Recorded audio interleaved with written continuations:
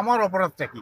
মুক্তিযুদ্ধ করা অপরাধ না আমাদের স্বাধীনতা যুদ্ধে থাকা অপরাধ? মহান স্বাধীনতা দিবস, এই দিবসটি আমার কাছে মনে প্রাণে যে ১ সাগর রক্তের বিনিময়ে বাংলাদেশ নিয়ে এসেছি। কিন্তু সবচেয়ে দুঃখের বিষয় এটাই, একদিন ৭২ সাল থেকে পর্যন্ত আজ তো যতদিন পর্যন্ত বেঁচে আছি, কোনোদিন আমার প্রশাসন আমাকে এই মুক্তিযুদ্ধের কার্ড আমন্ত্রণ, মাঠে আমন্ত্রণ সবসময় জানিয়েছি।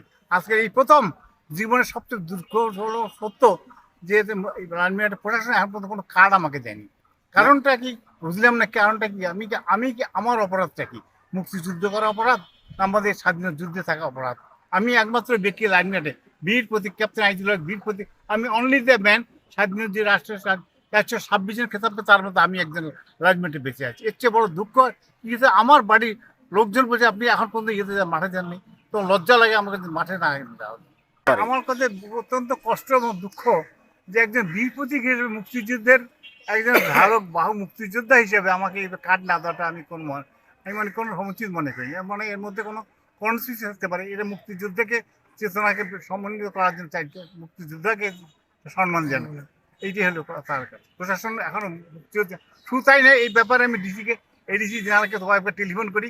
এই যে কোনো আমি আমার কার্ডের কথা জিজ্ঞাসা, কার্ডটা আমাকে আমি গান পারবো কিনা, আমার কবে প্রোগ্রাম কি আপনার, সে প্রোগ্রাম টেলিফোন ধরে নিলে কোনো উত্তর দেয়নি। বর্তমান যিনি আমাদের জেলা প্রশাসক, লালমনিরহাট জেলা প্রশাসক, তিনি লালমনিরহাটের মুক্তিযুদ্ধের মুরালটি ভেঙে দিয়েছিলেন।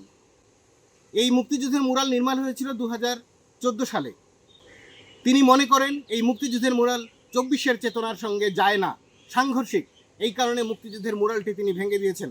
এবং এই ডিসি মহোদয় আবার 21-এর প্রোগ্রামে, 21-এ শহীদ মিনারে তিনি আমার ভাইয়ের রক্তে রাঙানো 21শে ফেব্রুয়ারি গানটি বাজাননি। এ নিয়ে অনেক আলোচনা, অনেক সমালোচনার জন্ম দিয়েছেন তিনি।